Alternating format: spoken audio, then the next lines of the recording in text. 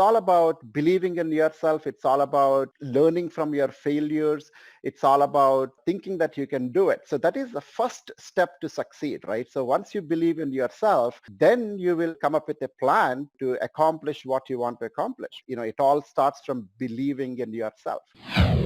Welcome to the My Future Business Show, where we get you in front of your best audience and keep you there. Not only are we interviewing the biggest names in business to help you become even more successful, we're inviting you to book your spot on the show to help you grow your business.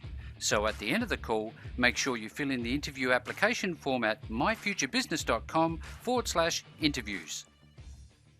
Hi, and welcome back to the My Future Business Show. It's Rick Nusky. It's so wonderful to have you with me on the show today. Your support, your feedback makes the show is as special as what it is today. So thank you very much for joining us again. Now, on today's call, I'm with Vanka. How are you, Uma? I'm good, Rick. How are you doing? I'm very well, thank you. Now, Uma and I are going to be talking about IT transformation leadership and his book, I Am a Rockstar. But before we do that, Uma, I'd love to learn more about you, your background, and what you like to do in your downtime, in your relaxation time, if there is such a thing. All right. First of all, hi to all your listeners. My name is Vanka. I am an IT transformation leader by profession, and I'm an author by passion. I work for a company called TCS America. I'm a partner with TCS America. And during my free time, I like two things. One is writing, two is traveling. So I pretty much either travel or write during my free time. Fantastic. I suspect there's not a great deal of travel going on at the moment. For the last 4 months, of course, I've been stuck at home. Yes, we all have, unfortunately, but I'm sure that there are better and brighter days coming for all of us, Uma. Now, your book, I've looked over it, and it's fascinating. You've covered you've come from a perspective of writing it so that anybody can understand it. How important when writing a book is making it simple to read? Right. Hey, Rick, before we dive into it, I want to make it clear that I'm doing this interview at a personal capacity. Of course. Any views I express does not reflect the views of my employer. Mm-hmm. I just want to put it out there. Sure. So coming to the book, I do believe, in the fact that I'm here to, teach people the tips to succeed, not tips to master their English language. Yeah. What that means is I use a very simple or easy to follow language, and I also use a lot of examples because this book is all about success, right? A topic like success, obviously once you peel the banana, I talk about leadership skills, communication skills, deal making skills, branding skills. So these are the topics that could easily get boring. So in order to make it interesting, right, these days it's all about user engagement. So in order to make it interesting, I use a lot of examples, I use a lot of stories. So again, the feedback that I'm receiving is very refreshing. So, looks like, basically the intent was to make it easy and interesting to follow. And looks like that's what, everybody who's reading is finding out. It's a credit to you because I know that the process of becoming an author is often quite challenging. Was it natural for you to write, or is it a skill that you had to develop, do you think? Of course, I mean, I had to develop that skill. The first chapter I wrote was like 3 years ago. And pretty much everything I wrote within the first year and a half did not make it into the book. So obviously, during the process, I was learning how to write, right? I was getting more ideas. I was getting more creative.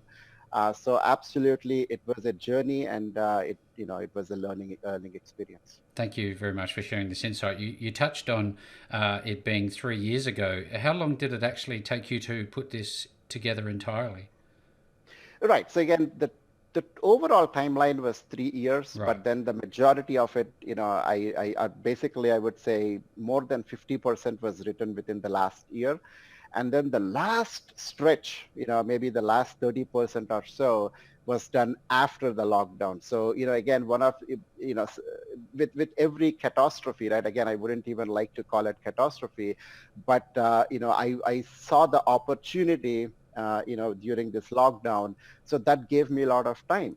So one of my two passions, which is traveling, is not possible anymore. So that gave me time to pursue my other interest, which is writing. Hmm. So I spent, I used all my free time to finish this book.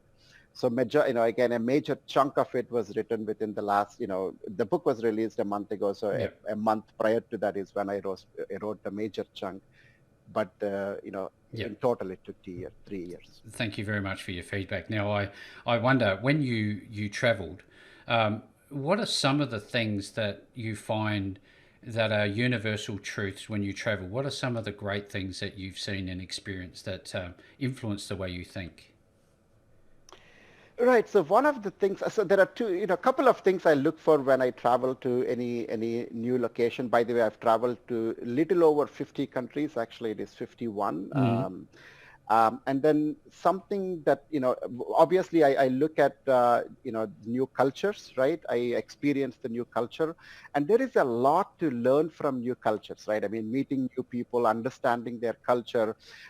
So that gives me a completely different perspective. Yeah. Right. That's one. And then I also try to look at the leadership styles, in those countries. I observe it, I analyze the leadership styles, and that will help me, kind of groom my leadership skills. So these are the two things, other than obviously having fun and, in visiting new places, but then I Yep. really try to enjoy the culture, the cultural exposure I get. Is there any commonalities between countries in terms of leadership styles? Well, if you zoom into the leadership styles, right? I mean, there are two types of leadership styles, right? There is democratic leadership and there is autocratic leadership. So, most countries fall into one or the other categories, right? Yeah. Broadly. So yes, there are a lot of commonalities, across various countries from a leadership perspective. Obviously, that is at a very high level. Once you get down to the details, things differ, but at a high level, there are a lot of commonalities. Yes, thank you so much for sharing. These are great insights for the My Future Business audience, because they really thrive on leadership, negotiation skills, success mindset, and the likes. Now, when somebody steps into a role and they want to become better at a leadership role, what are some of the, I guess, the core competencies that somebody might need to have or develop? Uh, Sorry, can you say that one No, more no. time? When I was, somebody steps into a role and they're looking to develop themselves professionally, what are some of the core competencies that they have to become a good leader? right.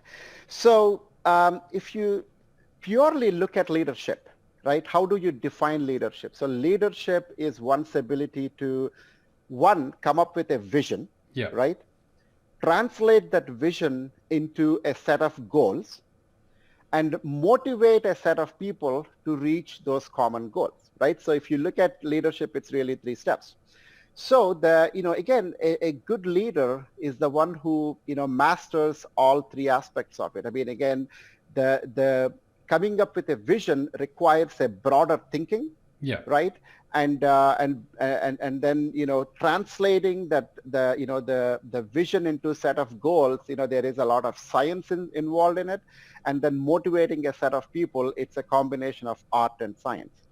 So a good leader, again, there are multiple leadership styles and there are multiple leadership types. In my book, actually, I unveiled a new leadership style called nuclear leadership style. So basically, it's based upon trust, a simple, a simple principle called trust but verify. It's actually a hybrid leadership style, for if you look at democratic leadership and autocratic leadership, mine is a hybrid leadership style. Hmm. I talk about all the details behind it, but again, there are multiple ways to multiple styles of leadership, but bottom line, a leader should be able to come up with a vision, translate that into goals, and then motivate a set of people to reach those goals and eventually to the vision. And bring a set of people along for the ride. Thank you so very much. It's clear to me, Uma, that you're very passionate about this topic, and it's a very interesting idea. This nuclear leadership. Where did you come up with that from? Why did this come about? Right. So again, as I said, the fundamental principle it is built on is called trust but verify, Yep. and this that particular phrase became famous when our President Ronald Reagan was negotiating nuclear deal with Russia. Ah. So that is the origin of the name, but it has got nothing to do with Yeah, uh, that's a great name. I love it. It's really smart. Now, in terms of the title of the book, I am a rock star. I'd just like to deep dive into all of your ideas because I know that there are aspiring book authors in the audience that love to learn about these types of ideas and these processes and how you come to be calling it this name. How did this come about? Right. So I'm a rock star, simply means it reflects the concept of self-belief. So basically, if I believe I'm a rock star, I am a rock star. That's Hmm. really what the title means. So it's all about believing in yourself. It's all about,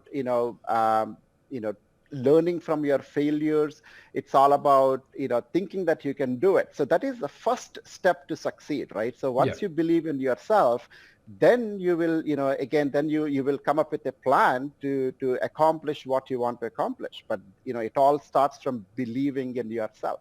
So that is the reason, or that is the meaning of the title. Thank you. And it starts from there, and then, I will give them, methodology to, actually reach success. But that is the first step. Wonderful. I always think about different. You talked about personality types earlier on. Is it possible for anyone to become a leader, or is that just built into all of us? Do you think? Very good question. In fact, when I discuss the topic of leadership, I ask, the readers multiple questions. Hmm. And then if, some of them would definitely think that, why am I, learning leadership because I'm not a leader. That is not true. Everybody is a leader. Again, this goes back to thinking that I am a rock star. Everybody is a leader. The scale and the scope of leadership could be different. You may not be, some people may not be leading others, but they're leading themselves. Everybody is demonstrating leadership in some fashion or the other every day, right? It's all about realizing one's leadership skills and believing that, I'm a leader. That is the first step. And and then again, obviously we all have the opportunity to tune our leadership skills on a day-to-day basis, right? But everybody is a leader. That is the short It answer to seems your to me as a parent, for example, I'm, even if I'm not leading a company of people, I'm leading my children. I'm making decisions for them. So, would a large part of leadership be about the decision making process, being able to make the tough decisions? Uh, by the way, good point. That's one of the examples I gave in the book as well. Yes, I mean, if you're a dad, you are leading your family. Hmm. One of the key aspects of leadership is making decisions, good and tough decisions, right? But you're absolutely right. So that's, decision making is one of the key aspects of leadership. It'd be an interesting process to work through when people come to that realization. Hey, look, I'm actually a leader because I'm making decisions, and anybody who lives and breathes is making decisions. Probably hundreds of them every day, aren't they? Absolutely. Now, when we shift gears a little bit, I'd love to start talking a little bit about negotiation skills as it forms part of leadership. Talk us through negotiation and how the book helps you, I guess, nurture that skill. Sure. So there are two things that never stop in life. One is learning, two is selling, right? We sell every day. For example, if I'm telling my kids, if they don't like, eating vegetables, I'm telling them why they need to eat vegetables. That is selling. I'm selling them the concept of eating vegetables, right? If, my wife and I debate between, eating out at a Thai restaurant versus an Italian restaurant. And if I Hmm. want to go to Italian restaurant, I try to convince her why I need to go to Italian restaurant. So that is selling. Yep. So those are, that is selling at a small, smaller and day-to-day basis, smaller scale on a day-to-day basis. And obviously, if you are in the business, I mean, either at your work or in your business, you are selling. Selling is a part of life, just like leadership is a part of your life.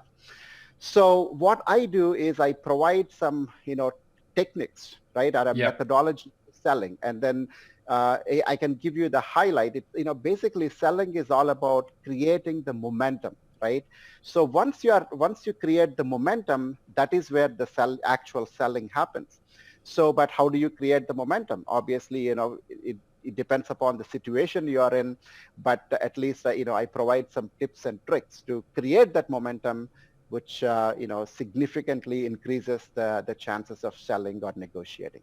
This is great insight. You know, what I'm starting to think about, Uma, is the fact that regardless of what we're doing in life, be it pure sales and marketing, we're having to do sales and marketing in leadership. That is a fascinating concept, isn't it? Absolutely. And it's a very powerful one because if you know and have this ability to, I guess, influence people, how important is having a leadership mindset if you have to influence people to come along on your leadership journey with you? 200%, very important. So yeah, I mean, leadership is all about influencing or motivating people. Hmm. Okay, that's point number one. And then two, we already discussed that we are all leaders. So we demonstrate leadership on a day in, day out basis. So if join point one and two, yeah, I mean, influencing others is a part of life. How do you do it? There are various ways to do it. But yes, influence others, and that helps with negotiation, bring them your way. That is how they are motivated, and that's how you become a leader. It seems like a domino effect, doesn't it, Uma? I wonder, in terms of before we talk about communication, I'd love to learn about the people that are influencing you, some of the leaders that you look to. Who are some of the people that are impressing you at the moment? Well, see, I, I, I try to learn from everybody around me, Hmm. right? For example, I learn a lot from my son. I learn a lot from my daughter. I learn a lot from my wife. I learn from my coworkers. Yep. I learn from political leaders. I learn from, business, successful businessmen. I think everybody has something or the other to offer in life, as long as you look for it and you are open to learn, from other people. So I do have some, personalities I actually really follow.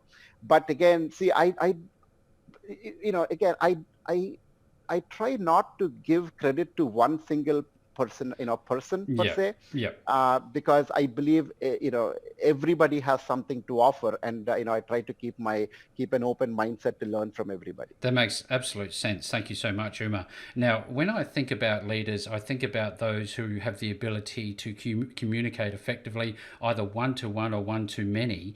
And I always come back to this, this vision I have of business owners, CEOs, actually getting their boots on the ground and getting involved with their team, the people that they're trying to lead. How important is it for leaders, do you think, to get amongst the troops, as it were, and talk to them? Very important. So communication is one of the most powerful tool we have, right? And again, let's zoom into the concept of communication a little bit. In fact, I did a YouTube video on this topic because, actually two videos, just because of the significance of communication. Hmm. So the better you are able to communicate, the better the chances of success. Again, we'll come back to the definition of success, right? The success means different things in different Different people. contexts, and it Yep. means different things to different people. But communication becomes a key tool. And when you talk about communication, a lot of people think about communication as our ability to speak. But if you look at it, ability to speak is just one part of the communication process. Communication starts with listening, right? Actually, I compare the communication process to a manufacturing process, where manufacturing happens on demand. So a customer places an order. The raw material that triggers the manufacturing Yes. process. Raw Yep. material goes into the production unit, and it gets assembled at the end. The end product comes and gets delivered to the customer. Similarly, communication process starts with somebody asking a question, for example, right? And then, then the input comes into the production unit, which is our mind. And it goes through a very complicated, production process. Uh, Certain thoughts are produced, they are assembled and delivered to the listener. So that is the entire communication process. So it starts with listening. So the key aspect, to effective communication is listening. And how can you actually listen to people? To your question, unless you are actually involved with people, the more you are involved with people, the more you can understand them. So understanding and listening is the very first and key step to communication, right? And then obviously your knowledge, actually more than knowledge, your wisdom is the one that helps you sharpen the processing unit to provide powerful thoughts. And the third step obviously is articulation of thoughts. That is important, but that is just one step of the process. So yes, I mean, you have to be as close to people as possible so you can understand them well, you can listen to them well, and obviously, you should be able to, you have to develop your presentation skills as well, but that's just one step of the process. Yes, it can be quite deep and quite wide, this topic. I think about large organisations of which I've worked for in the past, and we're talking thousands, if not tens of thousands, of employers locally, nationally, and internationally. When a leader has to work in that type of environment and they're taking in a great deal of content feedback from their teams, they need to aggregate that data and make decisions. Now, leadership is one thing, but acting on it is another. Is that part of the whole leadership sphere, and how important is acting in accordance with your mission? Right. So, I mean, actually, first of all, you're asking, excellent questions, right? And this is another topic that, I discussed in my book as well. Mm-hmm. So if obviously, I mean, when you talk about large scale leadership, right, obviously you cannot do everything on your own and you cannot interact with everybody. Yeah. So again, you have to, create a structure, right? You come up with an overall vision, and then you have your direct reports and you tell them what their goal is and let them manage it from there, right? And then they will have their, their subordinates and then so on and so forth. But everybody, you trust your direct reports, but you verify them on, on a periodic basis. In the beginning, the verification process will be tougher and eventually you loosen it, right? And the same applies to everybody. And then the data or the feedback or, basically data as well as feedback comes Mm-hmm. from bottom up, and that gets aggregated and then it comes to you. And the effectiveness of the data analysis is what makes your decisions better, right? So that is where comes the technology, which can actually really help you in collect, basically in both collecting the data as well as analysis of data. I mean, we have these concepts called concept called big data. Big data. So right, so we have the technology that can process large amounts of data. When you talk about large organizations, obviously the data volumes will be high, and then you have analytics built on top of this data to be able to produce the reports that you need to make decisions. And this data can actually go, you can take this one step further, right? Based upon all the data that you are receiving, you not only make decisions, but also you predict the future. That is called predictive analytics, right? So you use Yep. the data to predict what's going to happen, and based upon that you make proactive decisions versus reactive decisions. So again, it's a part of it is leadership, but also deploying some technology to be able to effectively analyze the data and make decisions. The statistics gives us eyes, doesn't it? It's a fascinating topic. Now, I want to shift gears a little bit because I know that leaders come and go, CEOs come and go. We are human beings. We move on. Now, how important is our focus on leadership development of those who we see who have potential? Very important, very important. So is this something that they should have some sort of a strategic plan to make sure that it is happening in an organization? Absolutely, absolutely. See, if you are a leader, you grow in your life right? If your subordinates are basically people that are working for you or working for your subordinates, they grow. It's, basically, it's, you get pushed up when people, your subordinates are actually developing in their career. So that is how it works, right? So Yeah. you have a vested interest in actually grooming your teams. Yeah. And then also there is a famous quote: the best gift you can give to your organization is to leave the organization with highly qualified resources when you leave. So that's the best legacy you can leave. So grooming your team is absolutely important. It not only benefits you directly, but that helps you, that benefits you indirectly as well. This is such a wonderful call, Uma. You clearly have a lot to share, a lot of knowledge, real world experience. Now, when people are reading your book, is it a more of a open the first book, read it through to the last page, or is it more of a dog ear this page and go back to it, more of a guide? How do people consume this book? So I believe it's more of a guide. I mean, they read it, and then, at least I can tell you how I think every reader is different. But how I use such books is, wherever I find something interesting, I underline it and I keep going back to it. So that's how I read such books. So Hmm. again, the early indication or the feedback I'm receiving, confirms my understanding here. So But that's I what I get would the say. impression that there's more coming from you. I can just tell that you're a fountain of knowledge, and I think you need to convert them into more books. Is there any plans for you to continue writing? I am working on another project right now. Basically, I'm working on a book. It's called I Am a Little Rockstar. It is for kids, who can read, so ages 5 or 6 and up. Yep. In fact, I have 7-year-old twins. They are helping me write this book. Fantastic. Because these concepts, right, the earlier in, someone's life you instill these concepts, more beneficial, it is. So yes, the That's book is. wonderful. It's so refreshing to see that somebody who is focusing outside of I guess, the normal education system and trying to instill upon our young ones, our up and comers, this idea of leadership. And, I wonder what else is going to be in there. Is it purely leadership? Is it about understanding, the power of money early on? What else is going to be in this book?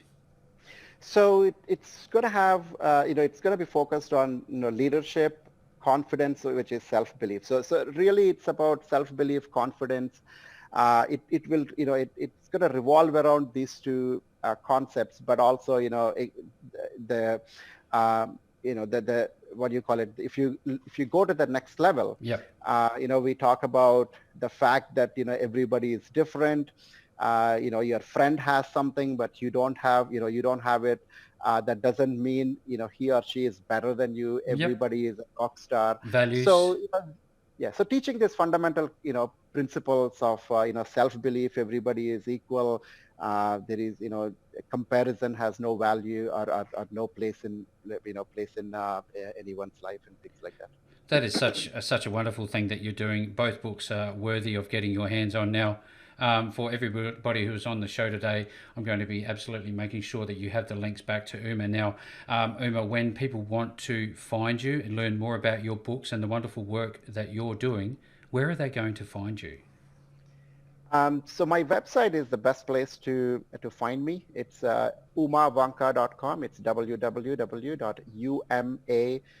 like Victor, A-N like Nancy, K like Kilo, A.com, umavanka.com. Well, there you go, everybody. That's exactly the link that you will find below this post. No matter where you find it, you will find the links back to Uma and his wonderful work. Now, Uma, in closing, I just have to say thank you so very much for lifting the lid on leadership and all of its components on the My Future Business show today. Thank you.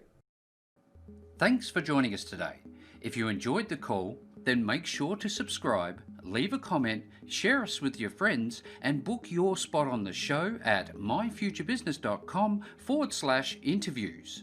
And if you're looking for solutions that will help grow your business, then visit myfuturebusiness.com/shop.